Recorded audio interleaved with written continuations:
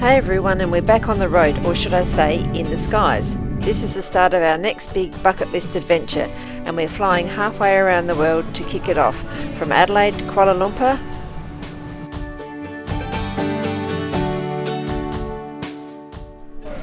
and then on to London, and then down to Dover, so join us for the first leg of this incredible journey.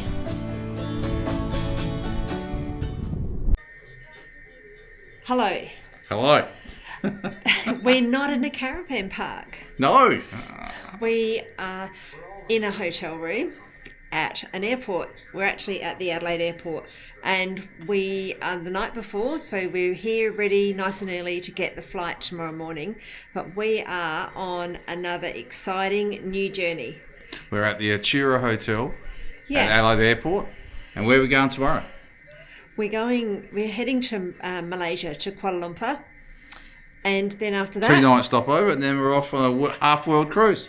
Yeah, yay. So we're going to London first, and then down to Dover, and off we go. Yep, off we go. We'll put all the details up, but we are excited. So we're going to go down. We've had dinner, but we're going to go down and have a celebratory drink. 2 months on a cruise ship. Can Christine put up with me?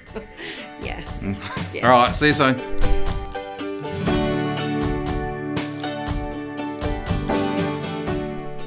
And before we head off to bed, we go down to the bar for a little celebration, toasting to the start of our next big adventure. There's nothing like that feeling when your holiday finally begins. No more packing, no more lists, just the excitement of what's ahead.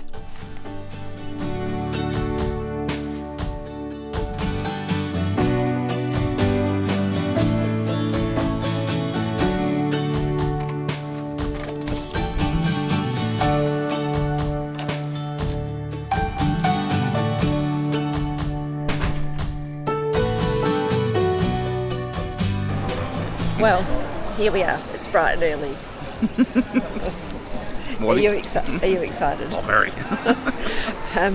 We're at the airport. Can you tell? And we are getting a flight this morning to Malaysia. We're stopping off at Kuala Lumpur first.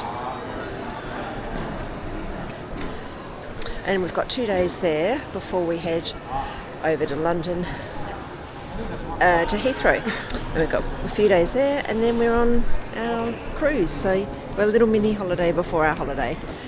So yeah, just 2 nights in KL, which is exciting, but here we are at the check-in. And just like that, it's time to go. Walking down to board the plane, there's a mix of nerves, excitement, and that little flutter in your chest when you realise we're really doing this. We're on board, and we are to take off. We've got window seats, which is awesome, and we're over the wing. As the engines roar and we lift off over Adelaide, I feel that rush, a blend of gratitude and anticipation. It's always a bittersweet moment leaving home, but oh, the places we are about to see.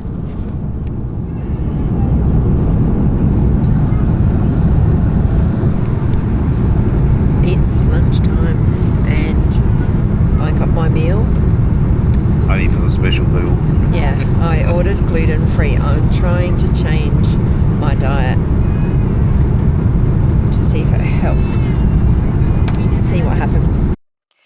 After a long flight and an even longer wait for the shuttle, we finally made it to our hotel in Kuala Lumpur. It's late, we're tired, but there's something comforting about walking into our new room in a new country.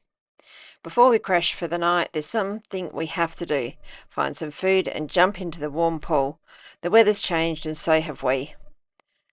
It's humid, it's tropical, and it feels like the holiday has really begun.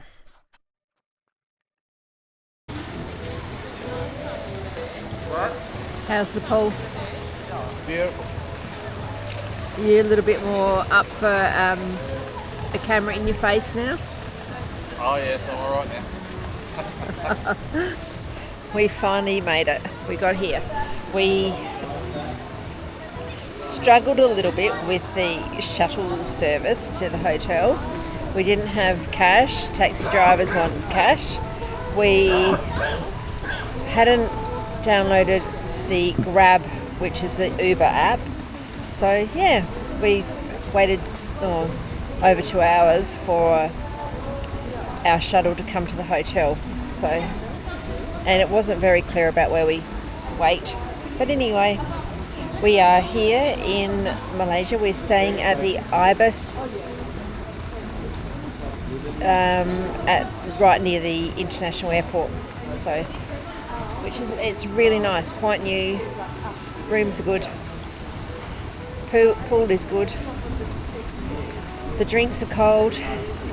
Service a bit slow, but they're very friendly. So, yeah, and the pool is the perfect temperature. And we've just demolished a meal. We check in at the Hotel Ibis in Sepang. It's just a short drive from the airport. It's modern, comfortable, and the perfect place to recharge between flights. We've just had our brekkie near the pool, and John set us up a chair over there. So we're just going to go back to the room, get our bathers on, and yeah, spend the day next to the pool. But it's a very new resort or hotel here.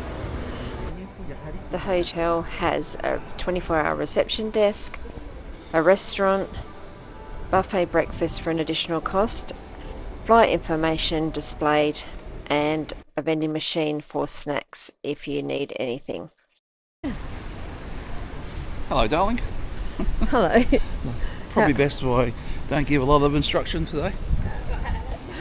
Just keep my head down. Don't you agree? Just keep my head down. That's just how it goes, isn't it? Yeah, I just got to keep my head down. Just take it easy. Just relax. We're on holidays.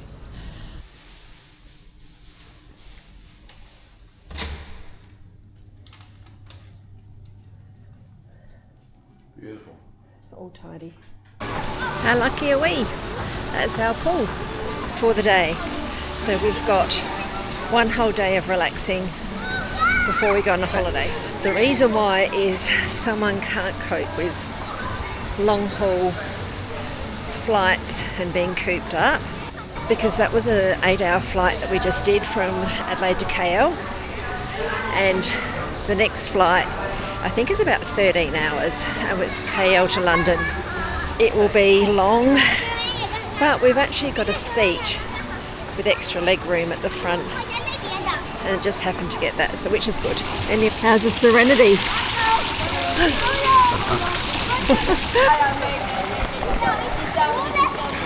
It's a bit coolish, but it's lovely. Good watch rid of it. Yeah. It's a huge pool. It's really nice.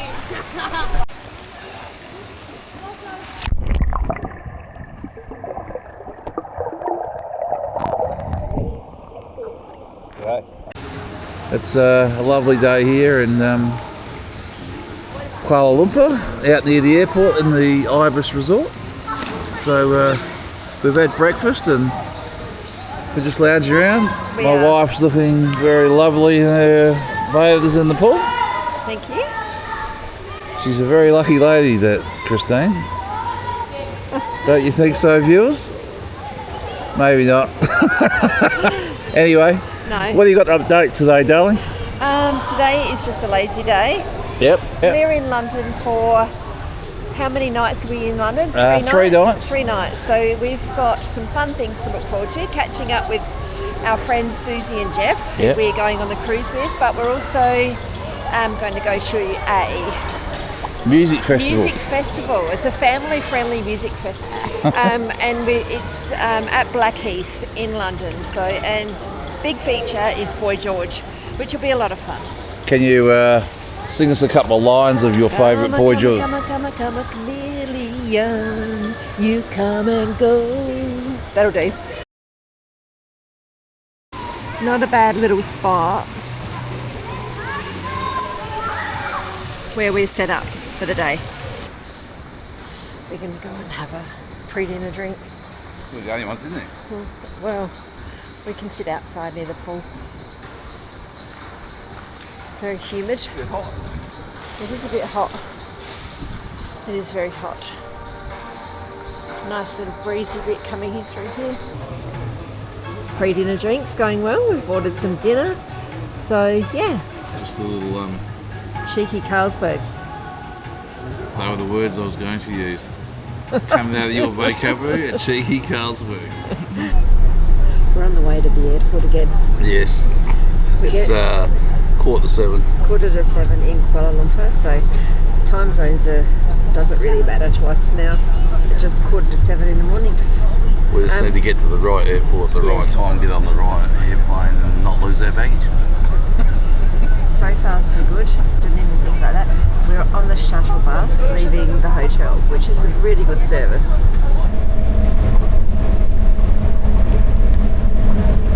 Little train journey. Never know when that thing's on, do you? We're on the little train going to the gate.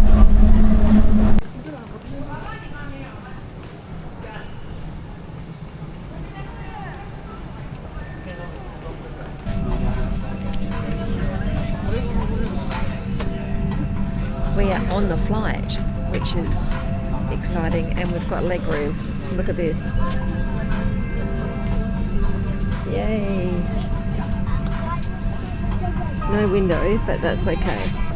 And just like that, we're back on the plane, and this time we're heading from Kuala Lumpur to London. We settled in and watched a safety briefing on the screen, and we've got to say, Malaysian Airlines does it well. A bit of music, some singing, and a fun twist that actually makes you want to watch it. Entertaining and informative. Then it was time to settle in for the long haul. 13 hours and 45 minutes in the air, heading straight for London. Pillows and in-flight movies at the ready.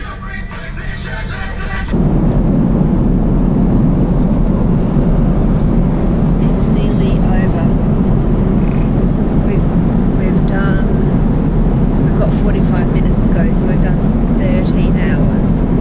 So there we are.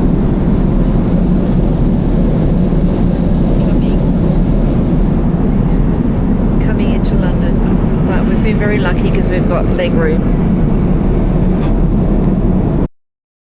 Once we landed at Heathrow, our driver, who we booked ahead, was waiting right at the gate. He helped us with all of our luggage and drove us straight into London, where we checked into a quaint little pub called the Tommyfield Hotel. We passed a few sites along the way. We drove right past the MI5 building. That's the UK's domestic intelligence agency, kind of like their version of the FBI.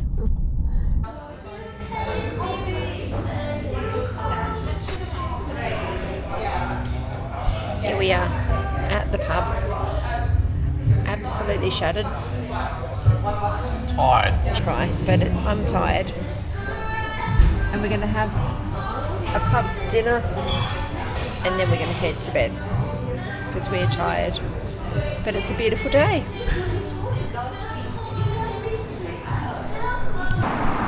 It's now Sunday morning and it's a beautiful day actually.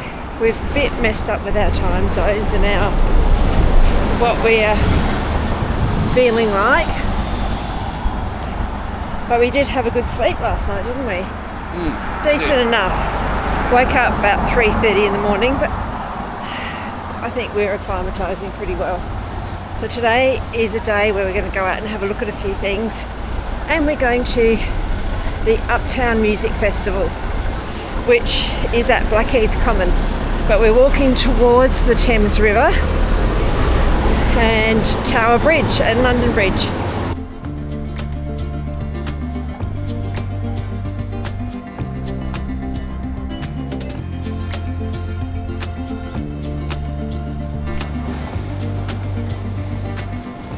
Along the way we stumbled upon Borough Market, one of London's oldest and most famous food markets. We spent time wandering through the different areas, taking in all the sights, smells and flavours. From fresh produce to artisan bites, there was so much to see and taste.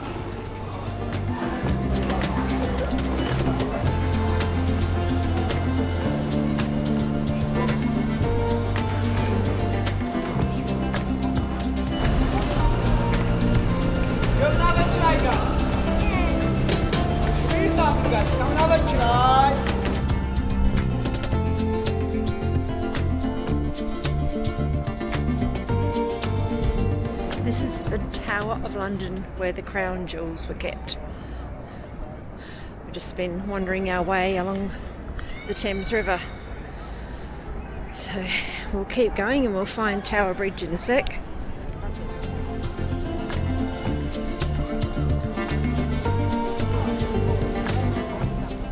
After crossing over London Bridge, we followed the River Thames and found ourselves at the historic Tower of London, a fortress, royal palace and prison all in one. Built by William the Conqueror in the 11th century, it's seen nearly 1,000 years of British history. From there we had a magnificent view of Tower Bridge, one of London's most iconic landmarks. From the Tower of London we crossed back over the Thames, and this time it was on the iconic Tower Bridge. Completed in 1894, it was built to ease traffic.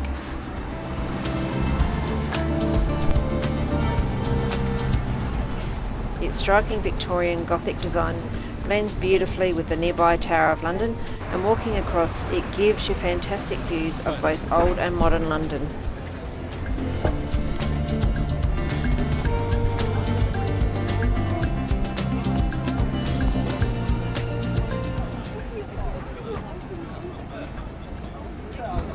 Here we are, central London.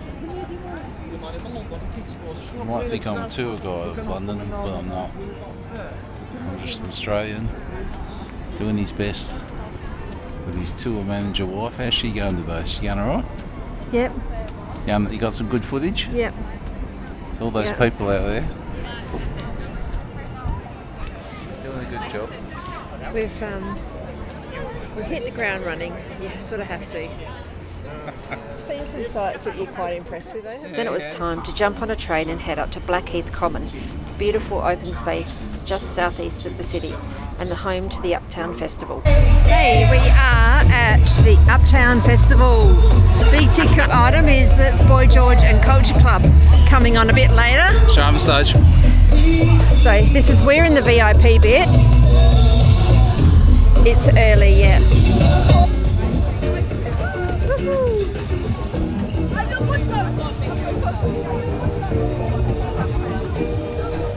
So that's us for the day. We're on a viewing platform. So we've got a high view over the crowd, and we've got comfy seats and chairs and tables and our own bar and proper toilets. So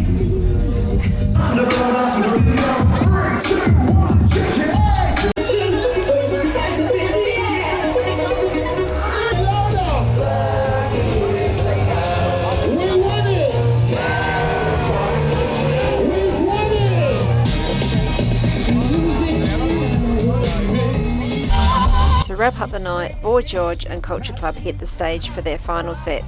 They played for a full hour and a half and they were absolutely fabulous. It took us right back to the days when their smash hits were everywhere. The crowd was loving it and so were we.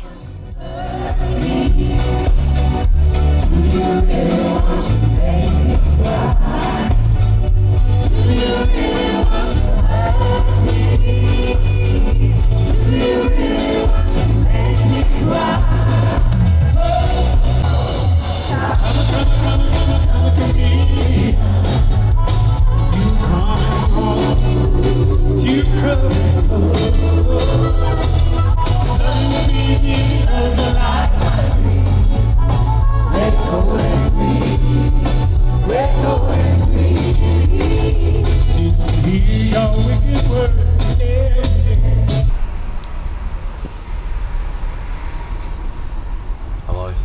hi. I'm on debut in the London double-decker bus. Never done it before. We're up on the top deck. Yep, up the front. At the very front. Today's adventure is we're going to Hampton Court Palace. So, Great job by the tour manager. yeah, Christine's in charge of directions today. Seems to be going pretty well. Oh, what does that mean? Didn't say anything. But it's certainly an adventure, and we're ticking off some of those bucket list things that we've wanted to do. The next day we left central London and made our way out to Kingston, on a train first, then a classic double-decker bus, all to visit the magnificent Hampton Court Palace. The journey itself was part of the adventure, winding through the suburbs towards a place steeped in royal history. It's locked. We arrived at Hampton Court Palace, a place steeped in over 500 years of royal history. Wow. Originally built for Cardinal Wolsey in the early 1500s, it soon became the favourite residence of King Henry VIII and the backdrop to so many of his dramatic life events. The palace is a stunning mix of Tudor and Baroque architecture. Inside, we wandered through Henry VIII's Great Hall, where royal banquets were once held beneath towering timber beams and ornate tapestries. We explored the vast Tudor kitchens where hundreds of staff once worked around the clock preparing feasts for the royal court. It's hard to imagine the scale of daily life here. Later sections of the palace were added by William III in the late 1600s, designed by Sir Christopher Wren, with elegant state apartments that felt like stepping into a painting. Included with our entry was a fantastic audio guide. The headset tours take you through different parts of the palace at your own pace, from the Tudor rooms and the haunted gallery to the Georgian apartments. There's even a version just for families, with interactive challenges and stories that bring the palace to life. What amazed us most was how the palace was designed to reflect your social standing. The closer you were allowed to the king, the deeper into the palace you could go. Every room and every hallway told a story of power, privilege, and proximity to the throne. Hampton Court Palace has been the home of some of England's most iconic monarchs. It all began with King Henry VIII, who made the palace his own in the 1530s, hosting lavish feasts, political meetings, and of course, multiple wives. Later, King James I and King Charles I both stayed here, with Charles eventually imprisoned at the palace during the English Civil War. In the late 1600s, King William III and Queen Mary II transformed parts of the palace with grand Baroque designs, aiming to rival Versailles. Though no monarch has lived here since the 18th century, the palace remains one of the most historically rich royal residences in England.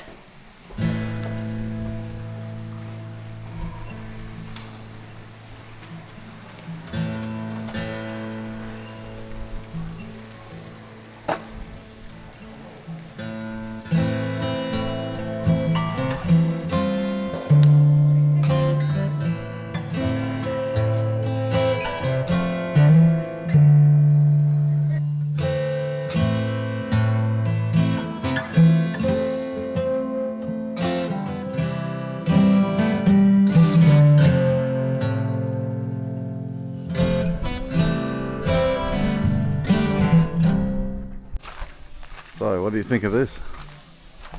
Very, very nice. It's lovely. It's Quite magnificent, really. After exploring everything inside the palace, we made our way out to the stunning Privy Gardens.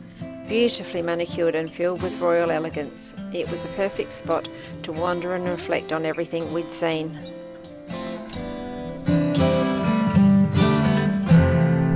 Look at that.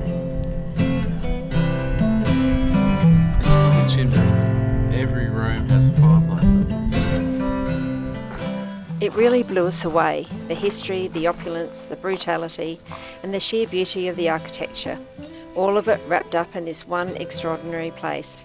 Hampton Court Palace isn't just a building, it's a living history, and walking through it feels like stepping straight into the past.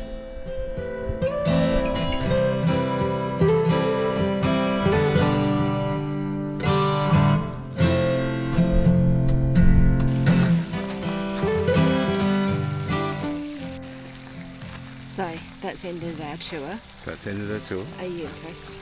Are you impressed? Are you impressed? Oh yeah, Yeah. absolutely. Yeah, it's impressive, very impressive. It's a beautiful day, and this is called Hampton Court Palace. So if you come to London, come and see it.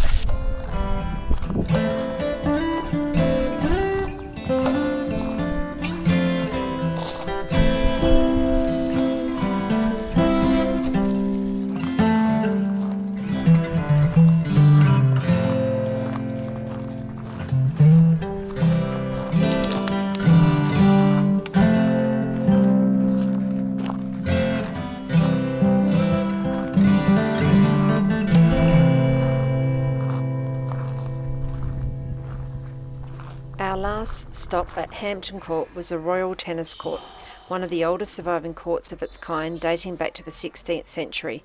This was Henry VIII's favourite sport, and he had this indoor court built so he could play year-round, rain or shine. It's still in use today.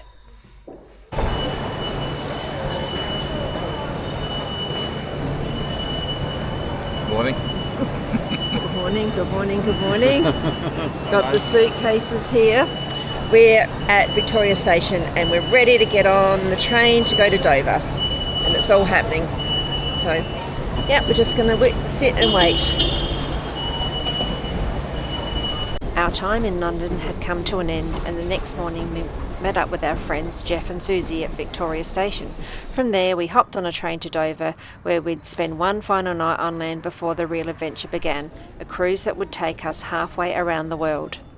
We had a little bit of time to explore Dover before leaving England, so we made the most of it. After grabbing some classic fish and chips, our first stop was a hill lookout above town, where we had amazing views over the port and of Dover and across to the iconic Dover Castle. Welcome to Dover. Oh, right. We've scaled the hill up from town, just down there. And those fish and chips we just had, I've burnt off about 3 of them, so... But anyway, how was the walk, John? Oh, it was pretty good. Pretty good? I'm buggered, but it's well worth it. Yeah. Oh, it's a good view. Very cute. When we came up the top, there was a gate that goes down, and it goes down. Yeah, I reckon there was a walking track up below. There were families down there. Right near the lookout, we came across the old battlements built into the hillside, part of the Dover Western Heights. These historic fortifications were designed to defend the coastline, and they're a fascinating part of Dover's military history. Hey John, is it steep? It's a breeze. From there we wandered back down the hill and out onto Dover's stony beach, completely different to the sandy shores we're used to back home. You go skimming stones, though. And to finish off our last night in England, we found a cosy little pub with live music drifting out the door. We couldn't resist, so in we went, grabbed a couple of drinks and got into the swing of things with Jeff and Susie. A perfect way to end our time here.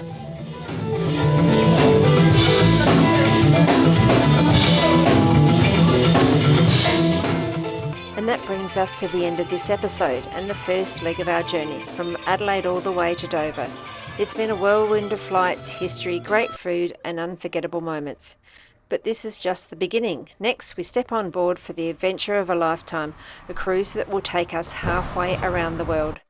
Thanks so much for watching. If you've enjoyed coming along so far, make sure you like, subscribe and hit the bell so you don't miss the next episode. We'd love to have you continue the journey with us. If you enjoyed this adventure, come back and watch more episodes. We think you're going to love the stories we have in store. So keep watching and don't miss out on our next epic journey.